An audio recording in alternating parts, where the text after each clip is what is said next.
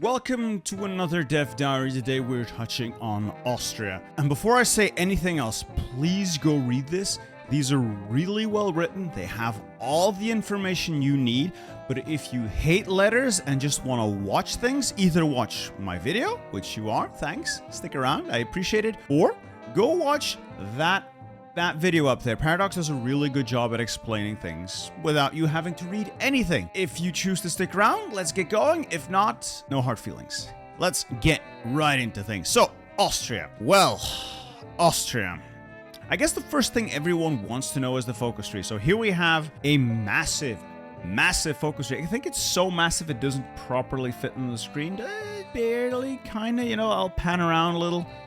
Yeah, it sort of fits, sorta. Don't worry, we'll get into it in more detail. But on the left half of the screen, like its entire left half, is just all politics. Like that's all politics all the time, baby. And then the other side is split between a little bit of industry here, and then the other stuff is army, split between the usual suspects of Air Force, Army, and Navy. Yes, Navy.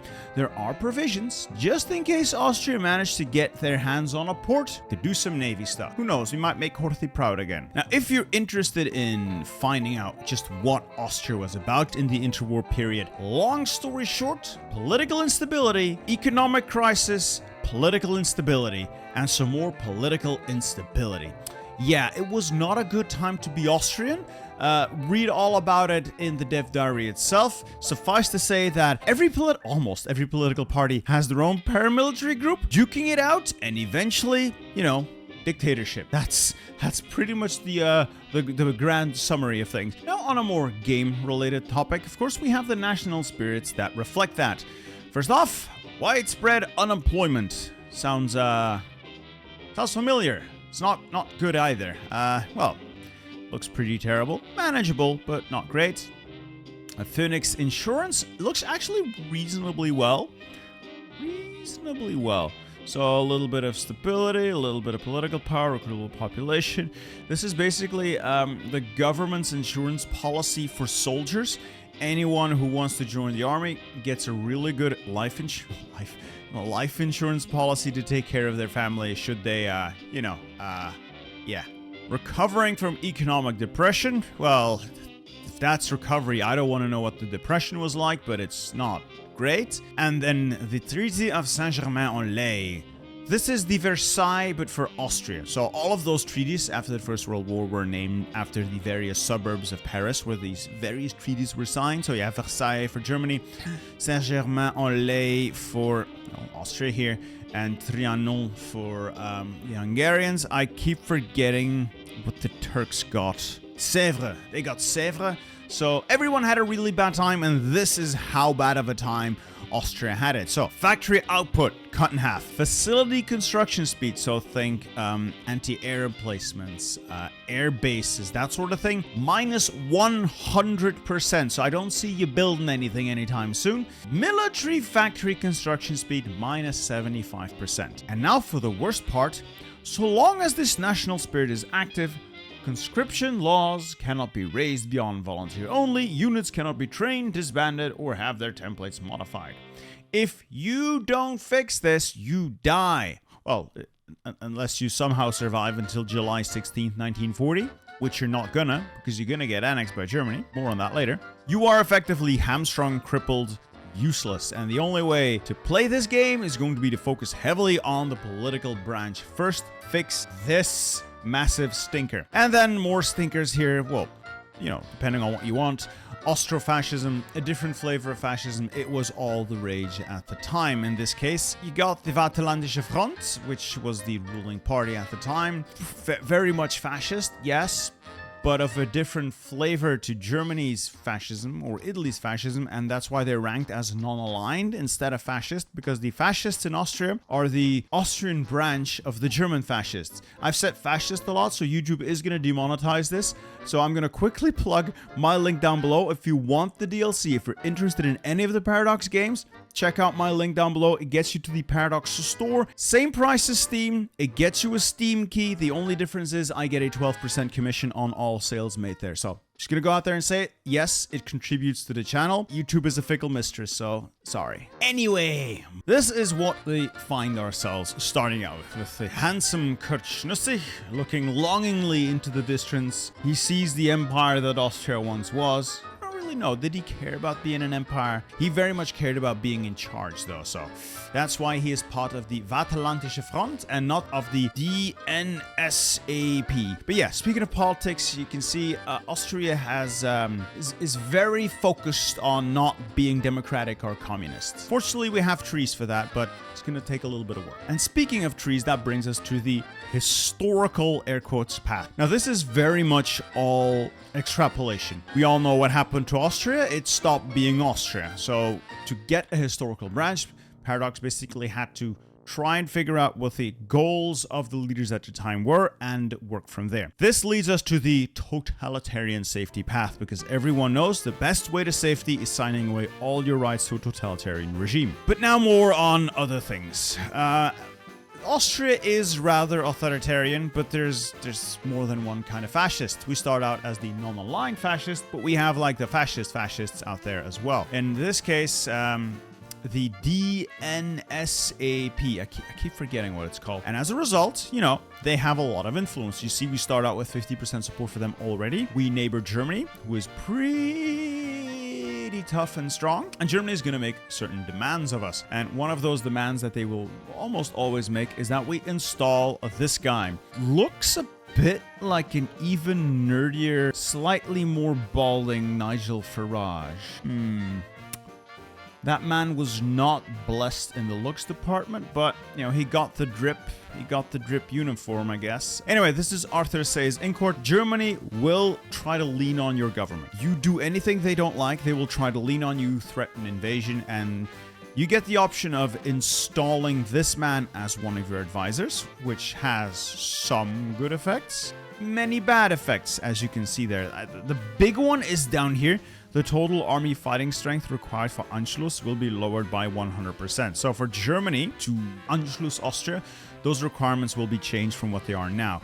It will be a system where a certain amount of army strength is required, and hiring this man essentially cuts that number in half. It makes it much easier for Germany to come and knock on your door and say, you are German now. So whether or not you want him in is going to be a matter of debate. Fortunately, people are going to be willing to help you out if you play your cards right. Italy will send you guns if you're nice, and if you don't bully them over Ethiopia. The democratic countries might help you out as well. And if everything fails and it looks like you're on your own, I said before, deal with the treaty. Either get everyone to agree to tear it up, or just tear it up on your own and go about your business. And your business is war. And speaking of war, many war goals. So Hungary back into the fold is where it all begins, and it spirals from there. This path is actually shared with the Habsburg tree. So yeah, spoiler alert, there is a Habsburg tree for Austria. Shocker, who knew? But yeah, you go further down.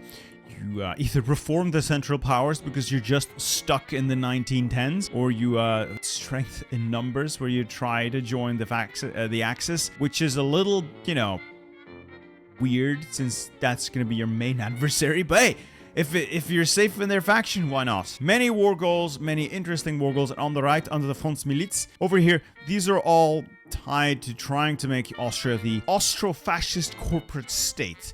So their own little brand of economic policy combined with their own little brand of fascism to create mega Austria, at least in their minds, because these economic systems have never worked, but in-game they might. In-game they just might. So this is your path to glory as a non-aligned, non-monarchist Austria. Now, we talked about the Anschluss earlier, and the Anschluss now, and they lay it out here nicely, this is now a system shared between all branches. Each branch might have a few unique ways of trying to stave off the threat. The fascists will seek guarantees, for instance, but the system overall remains the same. And again, they stated here, a large portion of the Austrian people welcomed it. The politicians absolutely did not. They would much rather be little dictators in their own country than to be playing second fiddle in a greater empire that they didn't get to run. even a diehard fascist like Schnussig would have welcomed a little bit of democratic help there, just to stave that off. So, what are we looking at here? Decisions on map decisions, not my most favorite thing, but it's a system they've chosen to work with. It's a system we're going to have to work with as well. And they're going to be on map as well. As you can see, various states get various decisions. Again, it's not my favorite system of doing things, but I prefer this over just 70-day focuses. Very often, I tend to, ignore the mechanics after doing them once. I'll be honest. Now, we'll learn more about the Anschluss itself when we talk about the German focus tree. But in short, they lay it out here for you. So the requirements for the focus are now more of a ratio for equipped manpower instead of just a flat number of manpower in the field for Germany. And as Austria, of course, you can change that number by making more units. So your line goes up while they try to catch up. And as Germany, your goal is, of course, to make more units more quickly, which you can because you are Germany. The player's not going to have an issue with this, but, maybe you'll be able to overpower the AI through massive cheese. I can only welcome that. But now we talk about why we're really here. Let me just read that one. Monarchism. Monarchism in all its glory. What if we just tear up the Constitution? What if we just reinstate the Reichsbund der Österreicher and the Herrenhaus? We take democracy, put it in the bin. We take fascism, put it in a different bin because we recycle. And we bring back, again, because we recycle, the old system that worked so well for us until it stopped working. A monarch, an empire. That brings us to this focus tree. It looks, it looks all right.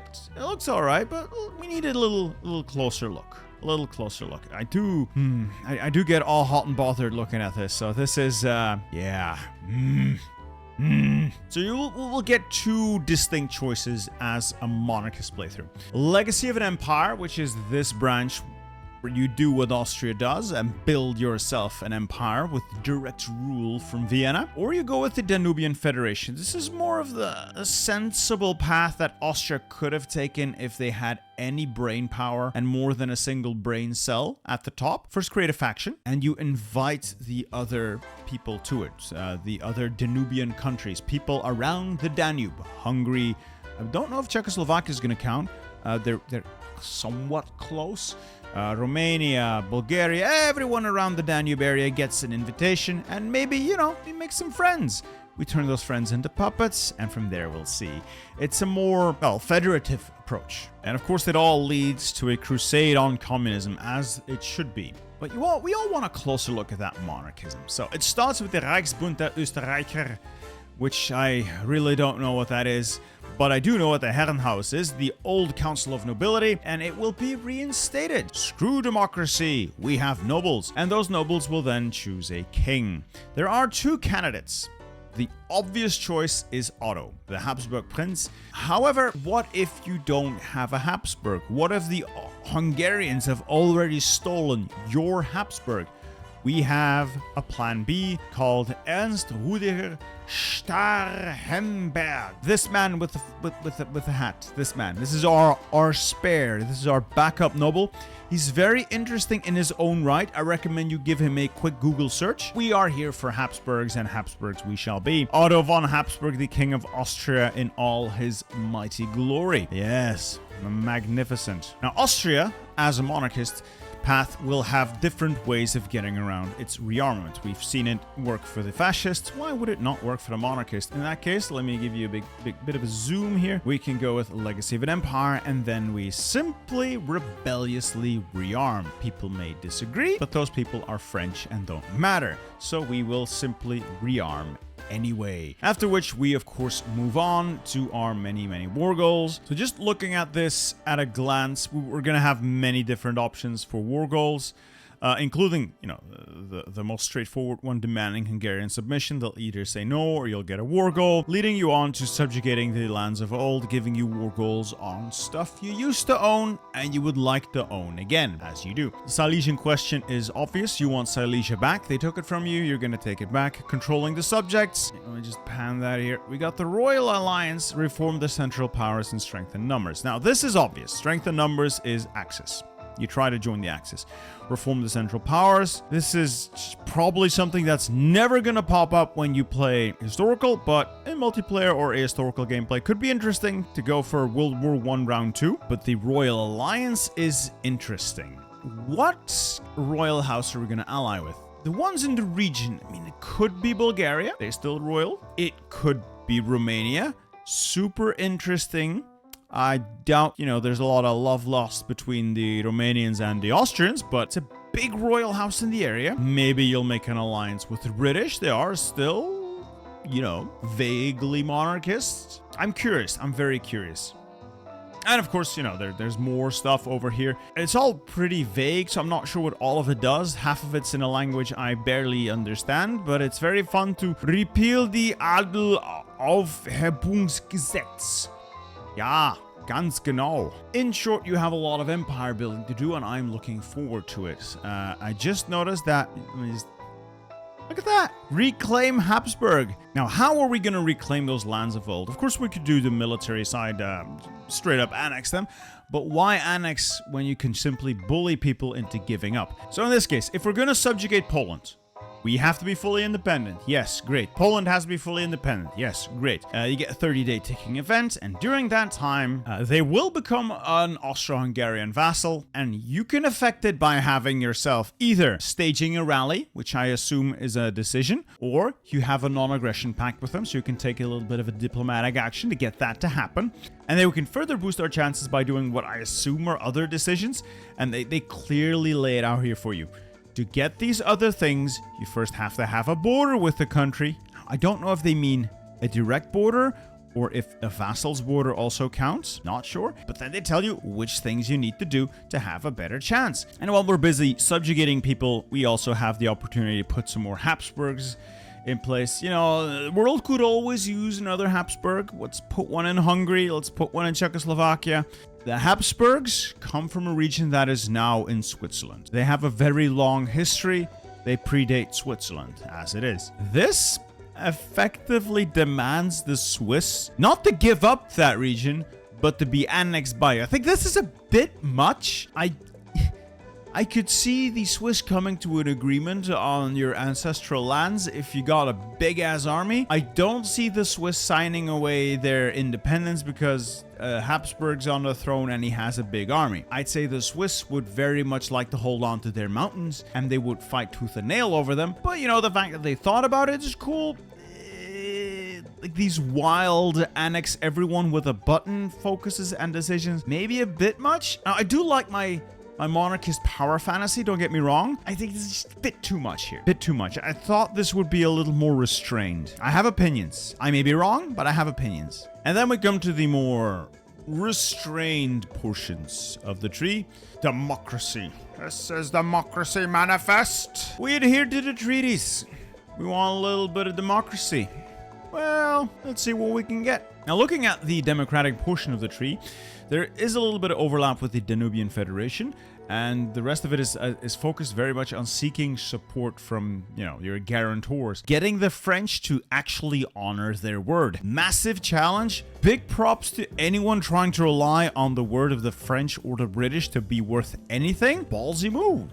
Gotta respect it. The idea here is that you try to prove to those people that Austria is democratic, Austria is worth fighting for, her people and her political leadership are very much aligned with the democratic principles and they deserve that assistance, leading us further down to either joining the Allies if you live long enough or creating your own little Alpine Federation where you can invite the little Entente, which France will inevitably stab in the back, as France does. Now, this is a much less aggressive focus path. As you can see, virtually no war goals except for a little bit of anti-fascism here, and a little bit of a deal with the German threat there, or an end to European fascism all the way at the bottom. Looks like this is going to be very focused on strengthening yourself internally rather than looking out. Unless, of course, you go with the Danubian Federation. And no democratic path would be complete without elections. Elections giving us a fascist, a progressive, and an even bigger fascist. So we have Schnüssig. We've seen him before.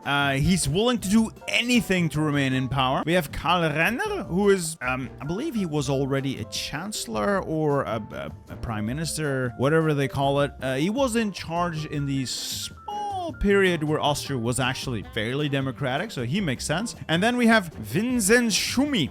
He was even more of a fascist than the fascist Schnussig, so again, they'll do anything for power. Anything. You get to decide who actually wins the vote and go from there. Look at that. A democratic Kurt Schnussig. Yeah, I guess we can make it work. He'll sell out to anyone. Karl Renner, it looks a bit like a sad Lenin. He'll make it work as well. And then Vincenz Schumi, a right-wing Democrat. Wow, democratic fascism. Look at that. It's something that we can make work, I guess. I don't think they have major changes. They will have slight variations as you go through the tree. Time will tell which is going to be the most popular one. I'm guessing Karl Renner is like hardline Democrat and has some options for interaction with the communist tree. This guy is like the non-aligned democratic kind of guy, or a centrist, a staunch centrist. This is a left-leaning Democrat, and this man is just somebody who put a blue name tag on his fascist uniform and claims to be a Democrat, more or less. And of course, rearmament is going to be important as a democracy as well, because if you are proclaiming yourself to be peaceful and you have no means of waging war, you're not peaceful, you're just harmless. In this case, Austria will simply argue that it has a right, according to the treaty, to rearm itself, and you can seek some agreements on that with the other signatories, Italy, the UK, France, and the United States. And if they say no, then by God, if they're not gonna stick to the stipulations, why should you? And you can just do whatever you want. They won't like you, but you can do whatever you want afterwards. They are more likely to respond positively if they have a high opinion of us. So basically, boost relations with these countries, do the focus, get your army, more or less. Now, the interesting thing about that right to rearmament branch is that it's not exclusively locked to the democratic countries. If we follow the dotted line here, it ties in with the Danubian Federation as well. Meaning, if you're a monarchist, but a sensible monarchist, you can go this route and still hold on to your friends while rearming, and instead of building your empire back up militarily, you can bring the gang back together as friends and partners instead of subjects. Not sure which is more fun, but this is definitely an option that is more sustainable in the long term. And then the least likely option, communism. Communism is going to have a long road ahead of it if it's going to be successful in Austria, but there is an option, and it does look relatively fleshed out. It does share a couple of things with the democratic branch, like its ability to intervene in Spain, it seems, like its ability to gain support from the Schutzbund. Very curious to see where all this ends up leading. And of course, it leads to going to war with the communists, because communists can't even figure out what the right type of communism is. Communists. They ruined communism. Now, the path to communism is a long and arduous one, and it all culminates in the focus reclaiming Red Vienna. This either triggers a civil war or a peaceful transition of power, as peaceful as a revolutionary government can be, I suppose. So, you either rush ahead, have yourself a little civil war, burn down half the country, assumingly, and then go from there, or you wait until communism support is above 60%. There might be ways to expedite it, I'm not sure. But if you're over 60%, there will be no civil war, because people just agree with the fact that you should be red. Rather red than dead in this case. Curious to see how that's going to go. Now, the support for, how the army is split up and the country is going to be split up is going to be directly proportional to the amount of support you have. If you have 30% support for communism, yes, you can do the focus, but you only get 30% of the army, 30% of the country, and 30% of the industry and the stockpiles, so you may have a hard time. While if you have 50%, things are a lot more even, and if you're at 50%, why not wait for 60? This is going to depend on a little bit of playtesting to see just what the correct way of doing this is, but at least you have options to rush ahead if you feel confident. I like that. Now, of course, as all communist branches goes, there are two ways. You either kiss Stalin's ass or go your own way, eventually culminating, of course, in kissing Stalin's ass some more, or rather kicking it. This might actually be an interesting thing to play. It's certainly better than the original Hungarian focus tree that had a dash of communism in it. We'll figure it out as we go. There are some good things here that I might like. Now we've done the interesting stuff. Let's do the required stuff that you just need to get your country to work. Military and industry branches. Industry branch is straightforward. Left side, all about getting more resources. Less left side, all about getting more infrastructure. Super priority?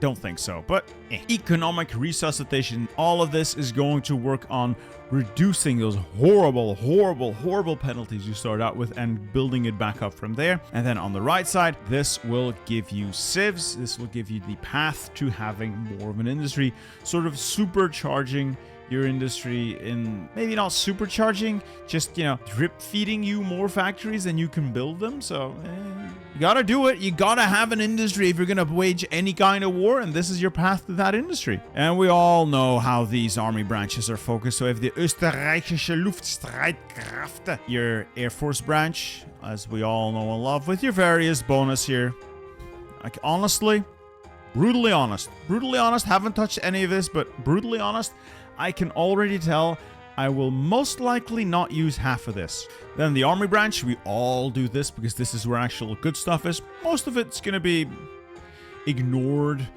Much of it is going to be ignored, but this is where some interesting stuff lies. MIO bonuses, research bonuses. In this case, Austria is going to have to choose between Alfred Jansa and Franz Böhme. Probably a choice between defensive and offensive, or quality versus quantity. And it all leads down to just a couple more mills, some bonuses. Improved warfare strategies will probably be doctrine bonuses. Again, you can use this certainly to make a competent Austrian army. And now for what could be the hopes and dreams of re-establishing the Austrian Navy. Beautiful. Rebuild the Armada, defend the coast. This is the usual, most likely going to be the usual. We'll give you a little bit of Navy XP to start with, maybe a couple of dockyards, and then you choose between a surface fleet of heavy hitters or an alternative means of working the seas. Probably focus more on destroyers and submarines, while rebuilding the Armada definitely leans in towards the big battleships, cruisers sort of deal. This focus tree does look like it might give you enough to start building a navy. The problem with navies is it's way easier to steal someone else's than to build your own because of how long ships take to build. The region Austria is in, if you're going to get dockyards, they're going to have to either come from Italy, and at that point just steal the Italian Navy, or they're going to come from Yugoslavia. And it's not that many dockyards anyway. So let's see, you work your way through this focus. I'm going to go and make a guess, a rough estimate. You go through all of these focuses, you get the ones you need to build your Navy. You're going to end up with maybe at best 10 dockyards. What are you realistically going to build in terms of a navy? You're never going to rebuild the Armada unless for flavor reasons, because with the limited amount of dockyards you can realistically get, all you can spam is either a swarm of destroyers, which is fun, or a swarm of submarines, which is hilarious. That's realistically it. Because to build an actual navy with battleships, cruisers, destroyers, aircraft carriers, you need time, which you won't have. You need dockyards, which you won't have. Again, I think the realistic path for Austria to get a navy is to just steal Italy's. But I could be wrong. I hope to be wrong. But I do love the fact that they at least put the effort in, and it does feel like you're reclaiming what was once yours. The focuses are appropriately named. The theming is great. I love the iconography. I can't fault them for that. And now before I leave you, a little bit of a taste of things to come. In terms of the art department, they have some magnificent images for the new horses. Like, these are the 3D sprites for the horse divisions that Austria will inevitably never field, because I hate using Cav on the map. But oh, it's magnificent. Look at his hat. Look at his coat. This man has grip, and that alone should give him extra stats. Yeah, beautiful. Also, teeny tiny aircraft with teeny tiny iconography as well. Love the biplanes. Beautiful. I wouldn't take biplanes into World War II, but you know, I know that I've been rambling. If you have difficulty understanding what this is all about after sitting through this really shitty video, take a look at the post. I'll leave a link down below, as well as watch the video they have linked in there. It is really good at just highlighting what you can expect from Austria. Hope you guys at least enjoyed this video. Hope you find it somewhat useful, and I will be back for the next video as well. I will be covering these dev diaries until the end. Thank you.